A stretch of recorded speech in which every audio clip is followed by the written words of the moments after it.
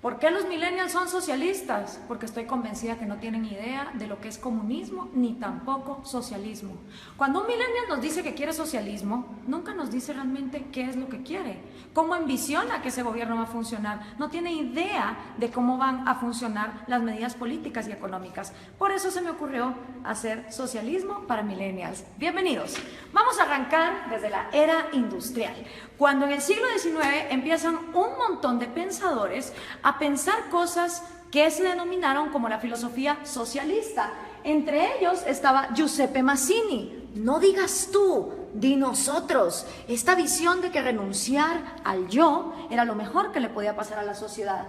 También Pierre-Joseph Proudhon, que dijo, la propiedad es robo. Estos dos contemporáneos inspiraron a Carlos Marx y a Federico Engels. Carlos Marx y Federico Engels se conocieron en 1843, 5 años antes de que escribieran el Manifiesto Comunista. Carlos Marx, hijo de padres judíos que dejaron la religión judía y se convirtieron al protestantismo, fue expulsado de Alemania, de Francia, de Bélgica, hasta que finalmente se va a Inglaterra, y en Manchester, junto con Federico Engels, un burgués, un hijo de industriales, ellos dos pues hacen el Manifiesto Comunista y describen el capital. Cosas interesantes. Carlos Marx trabajó muy poco en su vida y a la edad que yo tengo, 31 años, se retiró para ser un mantenido de Federico Engels por el resto de sus días. Vivió en Soho, Inglaterra, todo ese tiempo, y después de los 31 años nunca más volvió a trabajar. Estos dos personajes creyeron que habían descubierto el agua azucarada y que la época que estaban viviendo era una época única en la humanidad. Dicho en las palabras del mismo Carlos Marx, de este libro, The Politics Book, comunismo es el enredo de la historia resuelto. Para ellos el comunismo venía a resolver todas las luchas históricas. Según Marx y Engels, después de ellos la historia no volvería a ser la misma. Pero pensemos un poco en cuál era el mundo industrial en el que se movían Carlos Marx y Federico Engels. Para empezar, la filosofía que estos dos señores hicieron estaba inspirada para Alemania e Inglaterra, países industriales que tenían una gran industria que estaba cada vez más creciendo, no para países agrícolas. Y resulta que ni Inglaterra ni Alemania pusieron jamás en práctica las teorías de Marx ni de Engels tampoco. Quienes las pusieron en práctica fueron países agricultores que no contaban con las particularidades que Carlos Marx decía deberían de ser lo primero que debería haber, que es capital, manufactura e industria. En los países que más adelante vamos a ver, nos vamos a dar cuenta que no se puso en práctica. Además de esto, pensemos un poco en el mundo de estos dos señores. El mundo en el que se mueve Carlos Marx y el mundo en el que se mueve Federico Engels, 1848, es un mundo donde la esclavitud todavía era legal en Estados Unidos y en Europa, donde las mujeres no podíamos votar, prácticamente no teníamos ningún derecho porque éramos consideradas demasiado idiotas como para trabajar y votar. Era un mundo donde no había aviones, no había teléfonos, no había electricidad, no había inodoros, no había tampoco radios, no había televisión, no había satélites en el espacio, no había la mayor cantidad de profesiones que hoy por hoy existen en el mundo. Era otro mundo. Era una época donde estos dos hombres tuvieron la arrogancia de decir, de aquí para adelante la historia ya nunca va a cambiar. Ellos no tomaron en cuenta los avances tecnológicos, pensaron que la industria y esa época de los miserables iba a quedarse ahí para siempre. ¿Y en qué se basa esta crítica que estamos haciendo de el comunismo? Pues se basa en la crítica al proyecto de Gotha, escrito por Carlos Marx, El Capital, también escrito por Carlos Marx en 3 tomos, que por cierto el segundo tomo se imprimió luego de que Marx haya muerto, él ni siquiera lo vio publicado, y por supuesto el Manifiesto Comunista. Vamos a ver entonces, el Manifiesto Comunista se basa en 2 fases. Esta es la primera fase que tiene 10 puntos. Ustedes vayan viendo si estos 10 puntos son lo que los millennials defienden cuando dicen que son socialistas. Vamos a ver, millennials, vamos a ponerlos a prueba. El primer punto de la fase 1 del Manifiesto Comunista es la abolición de la propiedad privada. Expropiaciones que son todavía cosa de todos los días en América Latina, no son ajenas a ninguno de ustedes. El segundo puesto es impuestos fuertemente progresivos. Esta idea de que los más productivos de la sociedad sostengan más al Estado, porque del Estado vivimos todos. Entonces, mientras más paguen los más ricos, se supone que el Estado va a ser más justo y más fuerte, y para nada tiene que ver que eso desincentive a la gente a ser mejor. El tercero es abolición del derecho a herencias. Interesante, porque Rafael Correa quiso hacer también una ley de herencias bastante draconiana, donde se quería quedar con un montón de las herencias. El cuarto es confiscar la propiedad a emigrantes. Interesante que lo primero que hacen los regímenes socialistas y comunistas es no dejar que venga inversión extranjera, porque supuestamente en el himno socialista todos los obreros se van a agarrar de las manos, pero para lo que se trata de comercio todos somos enemigos. El quinto es centralización del crédito, que solo podías endeudarte con el Estado. La sexta es centralización de los medios de comunicación y transporte. ¿Les suena familiar? Prácticamente en toda América Latina, los regímenes del socialismo del siglo XXI han acaparado los medios. Expansión de empresas estatales. El Estado lo puede hacer todo mejor, porque el Estado es más inteligente que todos los individuos en sociedad. Distribución igualitaria del trabajo, que trabajen igual los más capaces que los menos capaces, los más talentosos que los menos talentosos. Combinar agricultura con industrias manufactureras. Y por último, educación gratis, y esto va a escandalizar un montón a los progres. Carlos Marx estaba a favor del trabajo infantil. Sí, señoras y señores, para Carlos Marx la educación debía ser gratis. Mentira, nada es gratis, todo lo paga alguien, pero como el Estado lo iba a expropiar todo, la educación entonces sería gratuita para que fuera combinada con producción industrial, es decir, que los niños desde que están estudiando trabajaran. Así que memorícense bien esta fase 1, porque esta fase 1 es la que han implementado todos los países que han tratado de llevar a cabo la agenda marxista. ¿Les suenan familiares estos 10 pasos? Siguen vivos, a pesar de que el mundo de Carlos Marx era un mundo en 1848, estos 10 pasos se siguen dando en América Latina. Esta fase 1 para Carlos Marx es la fase socialista. Cuando se completen estos 10 pasos es cuando entonces uno está viviendo en socialismo, pero aún no se ha llegado al comunismo. Por eso le pregunto a los millennials, cuando ustedes se dicen socialistas, ¿se refieren a estos 10 pasos, millennials? ¿O a cuántos? ¿A 6? ¿A 4? ¿A 2? ¿A cuántos de estos pasos es a los que ustedes se refieren cuando se llaman socialistas? Porque esto es la primera fase basada en el socialismo. Vamos a ver entonces, cuando ya se completa esta primera fase, ¿qué pasa en la segunda fase? Entonces viene ya la fase 2, donde viene la nueva sociedad y el nuevo hombre. Según Carlos Marx, cuando estos 10 pasos se completan, automáticamente va a surgir un nuevo hombre, un hombre iluminado, un hombre que ya no va a pensar en sí mismo, que todo se lo va a deber a su sociedad. En este nuevo mundo, que es la fase 2, la que Marx llama comunismo, ¿sí? Esta ya es la fase del comunismo. Con el nuevo hombre ya no existen dos cosas.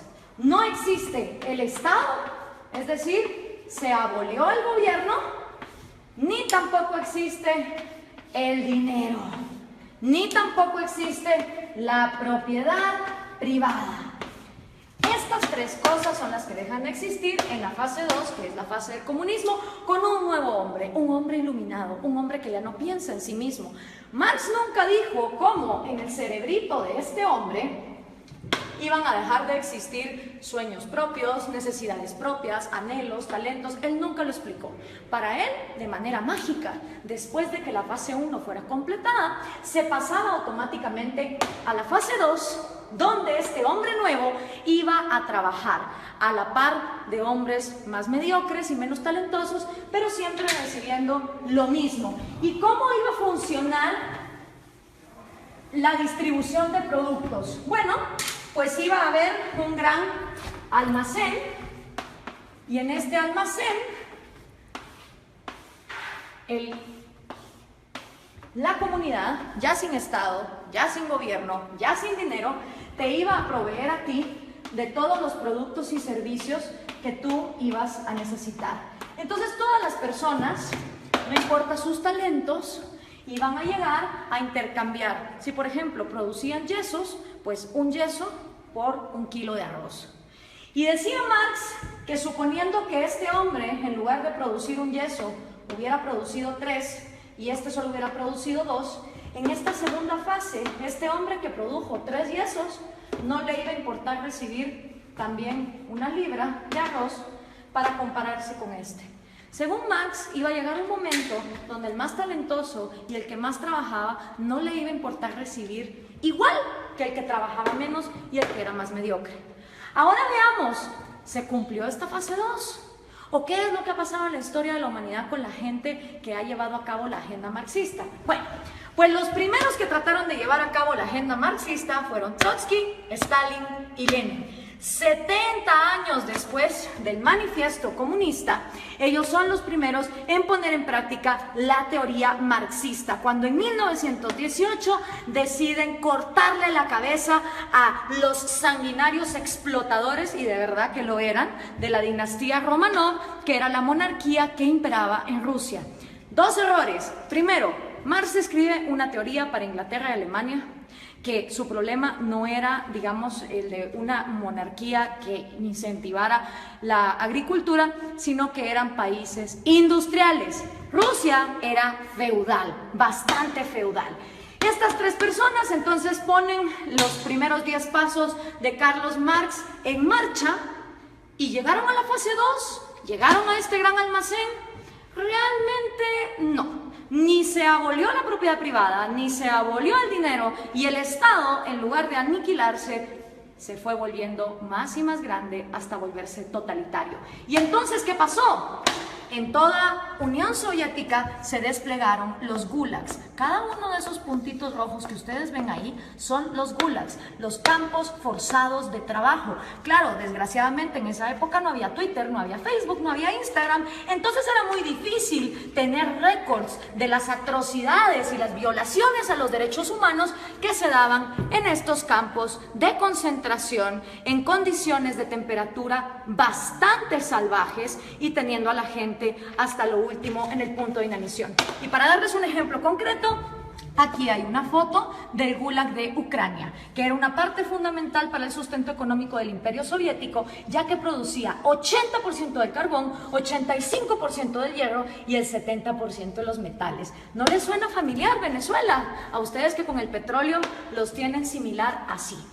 Después de la Unión Soviética, y que ojo, nunca se llegó a la fase 2 de comunismo, podemos decir entonces que lo único que hubo en Rusia fue socialismo, porque nunca se llegó a la fase 2.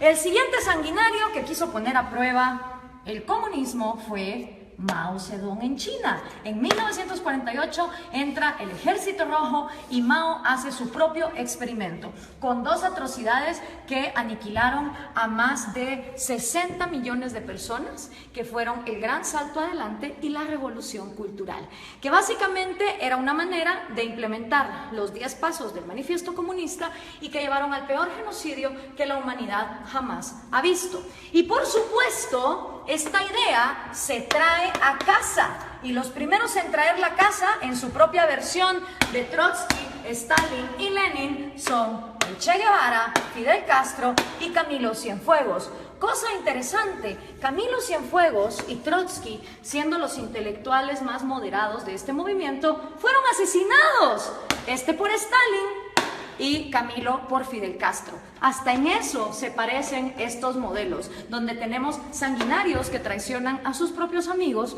cuando no se vuelven tan pues crueles y dictadores como ellos.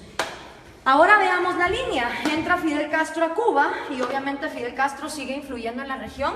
Aquí lo tenemos con Evo Morales y con Hugo Chávez, que traen el refrito, el socialismo del siglo XXI.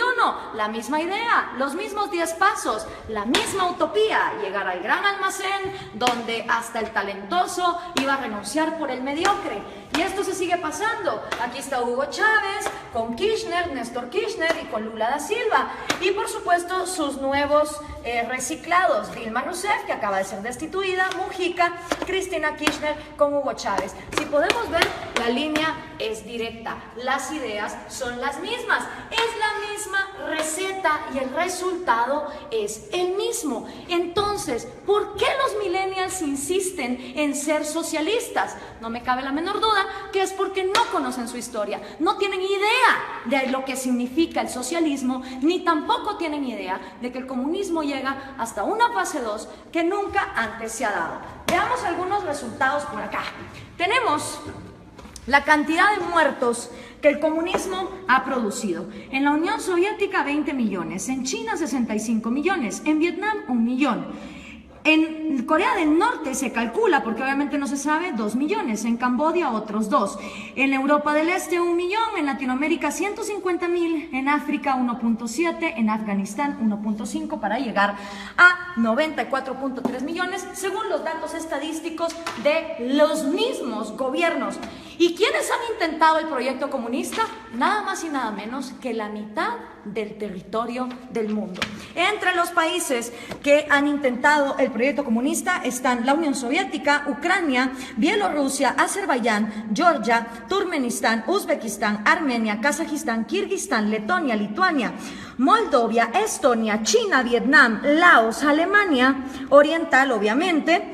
Está también Hungría, Checoslovaquia, Rumania, Yugoslavia, Albania, Bulgaria, Corea del Norte, Cuba, Camboya, Etiopía, Angola, Mozambique, Nicaragua, Afganistán y por supuesto Venezuela, si tomamos en cuenta lo que se ha llevado a cabo. ¿Cuáles son tus probabilidades de toparte con el comunismo? Son increíbles. Imagínate que vos podés tener antepasados de Hungría o antepasados de Cuba y vivir en Guatemala y te vas a haber topado con el comunismo. Las probabilidades de que un ser humano se haya topado con el comunismo, una historia comunista, son de 1 en 2. Porque como les explicaba, de todo el mundo, la mitad del territorio de la humanidad ha intentado este experimento. Y el resultado no ha sido esa fase 2, no ha sido esa panacea de ese hombre iluminado, ese hombre que deja de pensar en sí mismo para solo pensar en los demás. El resultado ha sido lo que George Orwell nos describió hace tanto tiempo en La rebelión en la granja. Los humanos en el poder se vuelven los cerdos y para los cerdos hay todo, mientras que para el resto de animales no hay nada. En lugar de llegar a la fase 2, se llega a un lugar donde la burguesía son los nuevos, ya sean los Stalin, ya sean los Mao, ya sean los Castro, ya sean los Morales o los Chávez. Solo ellos se vuelven la burguesía, solo ellos se vuelven la élite, a costa de que todos los demás estén bien jodidos. Pero, ¿dónde se ha vivido comunismo? ¿Dónde ha habido igualdad? Pues miren, un lugar en el planeta donde hubo igualdad de miseria fue en los campos de concentración de Alemania. Porque ahí, como ustedes se pueden dar cuenta, todos eran iguales de miserables. Obviamente ahí no había propiedad privada, no había dinero, era la panacea. Y Viktor Frankl, que no se lo contaron, él lo vivió, él estuvo en un campo de concentración, uno de los psicólogos más reconocidos del siglo XX, hizo un llamado muy interesante. Everything can be taken from a man. Cualquier cosa puede ser tomada de un hombre, excepto por una. La última de las libertades del hombre. Exigir la actitud que uno va a tener en cualquier set de circunstancias para escoger uno su propio destino.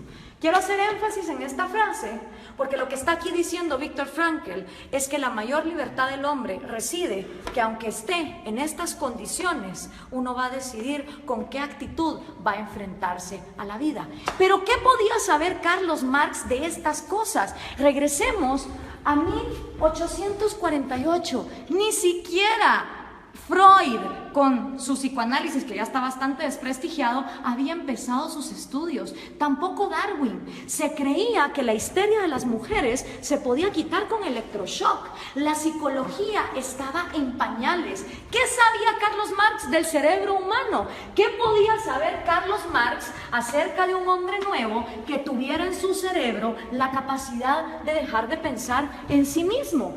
Hablemos entonces de sus predicciones, que fueron completamente nefastas. La primera predicción de Marx: va a haber más países comunistas que no comunistas. No se cumplió.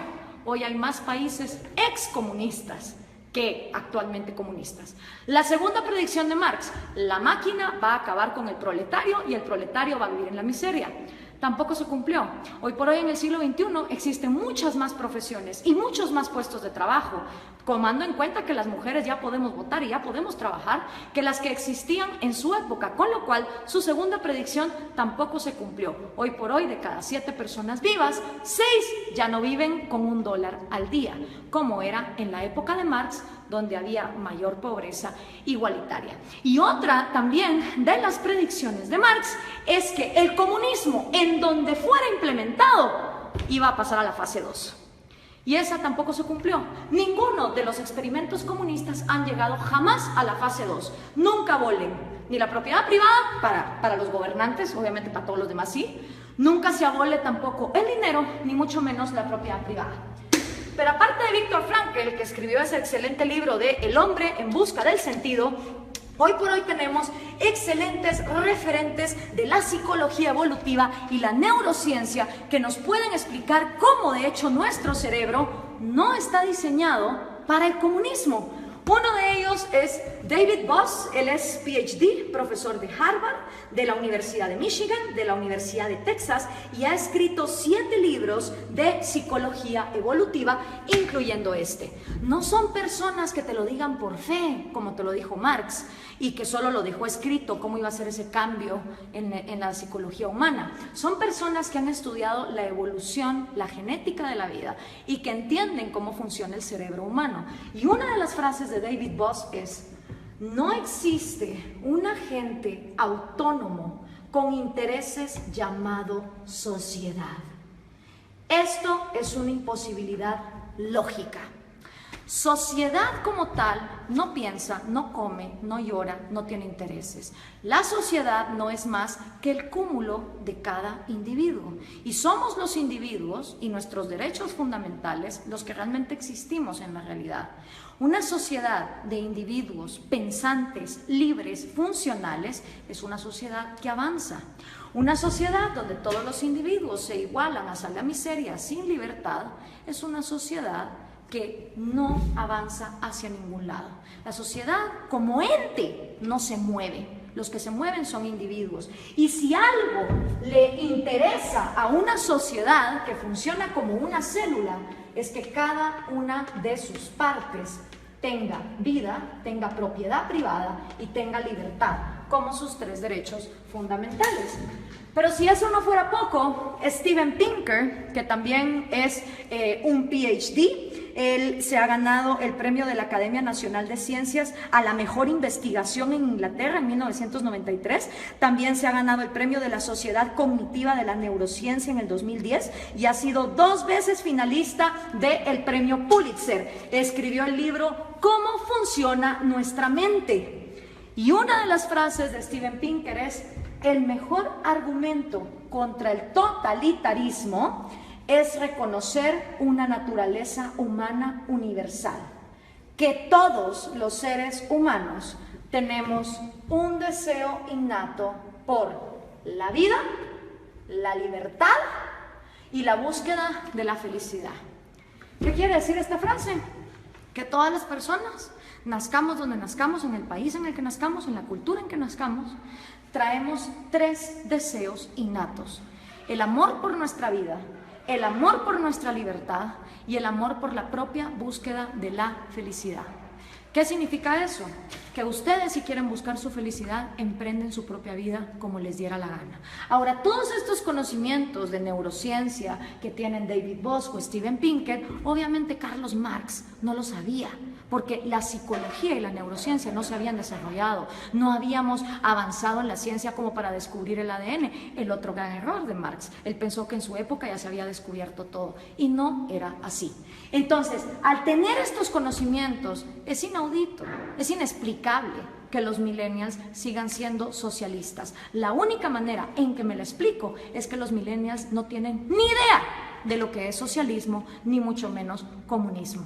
Y yo, que también soy millennial, pero de la primera generación, de esos que todavía vimos los cassettes y que sabemos cómo funcionan, tenía 5 años cuando cayó el muro de Berlín. Y me acuerdo como que fuera ayer de ver a esas personas celebrando y preguntarle a mi papá, ¿qué se está celebrando ahí? Me dijo, ahí se está celebrando que tenían a una población dividida a la mitad porque de un lado querían salir y no los dejaban. Si una idea es tan buena, no puede ser obligada hacia una cierta población. Y en todo lo que hemos visto aquí, lo único que hemos visto es obligación, hemos visto miseria, hemos visto genocidio. En la libertad no hay garantías. Yo no estoy aquí vendiendo una utopía ni una panacea. En la libertad hay riesgos y puedes perder como puedes ganar. En la libertad también existe la libertad de no participar en el mercado. En un país que vive en libertad, si hay un grupo de personas que quieren vivir como hippies e irse a una montaña y no ser parte del mercado y no tener propiedad privada, son libres de hacerlo. En un país comunista, si uno intenta meter una zona franca de libre comercio en alguno de sus puntos, va a parar a la cárcel o va a parar desaparecido. Esa es la diferencia entre vivir en un lugar donde se garantice la libertad y donde no se garantice. Esta utopía basada en el hecho de que el ser humano debe renunciar a su autoestima y a su amor propio para contribuir a su sociedad es completamente errada por lo que la historia nos ha comprobado. Y lo único que logra son élites de cerdos, tal cual los describió George Orwell, que se quedan con todo a costillas de un pueblo que pierde lo más importante que todo ser humano tiene, que es su libertad. Espero esto les sirva a los millennials para entender qué es el socialismo y qué es el comunismo. Gracias por compartir.